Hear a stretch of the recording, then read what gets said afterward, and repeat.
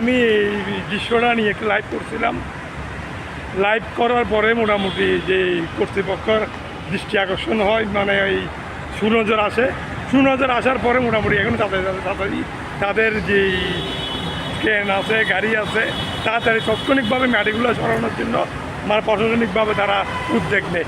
সকালবেলা আমি যখন এই রোড দিয়ে আসছি, হঠাৎ করে এখানে এই জায়গায় গাড়ি চলতেছে, এই জায়গায় একটা মানুষ স্লিপ করে।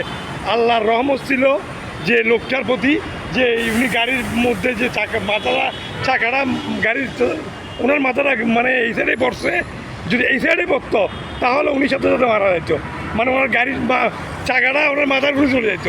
এই দৃশ্য দেখে সাথে সাথে আমি লাইভ দিছি।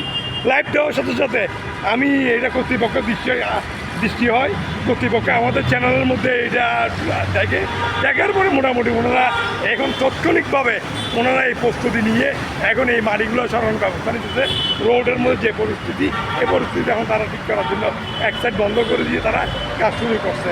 এইটাই চাই আমি বর্তমানে তাদের কর্তৃপক্ষের কাছে অনেক আন্তরিকতাভাবে তাদের আমি জানাচ্ছি, মানে যে সকালবেলা যে মানুষটা আল্লাহ রহমত ছিল, গাড়ি খুব স্পিডে আসছে, এখান থেকে মানুষটা এই জায়গার মধ্যে দাঁড়াইয়ে হঠাৎ করে স্লিপ করে মানুষটা ওই সাইডে পড়ছে। ভদ্রলোক ওই সাইডে পড়ছে, ওই সাইডে পড়াতে মানুষটা বেঁচে, গাড়িটা দিয়ে চলে যায় মানে পাশ দিয়ে, কিন্তু মানুষটা বেঁচে যায়। যদি উনি স্লিপ করে যদি এই সাইডে পড়তো তাহলে সরাসরি মাথাটা উপরে দিয়ে গাড়িটা যেত।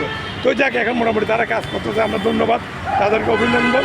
তারা যেন এই তাদের যেন মাটিগুলো তারা উৎসর্গ করে নিয়ে যেতেছে। এখন তাদের বিভিন্ন গাড়ি লাগাইছে, ট্যাঙ্কার লাগাইছে, তারা মাটিগুলো এখন সরানোর ব্যবস্থা করছে, রাস্তা ক্লিয়ার করার জন্য তারা একটা সুব্যবস্থা নিতেছে।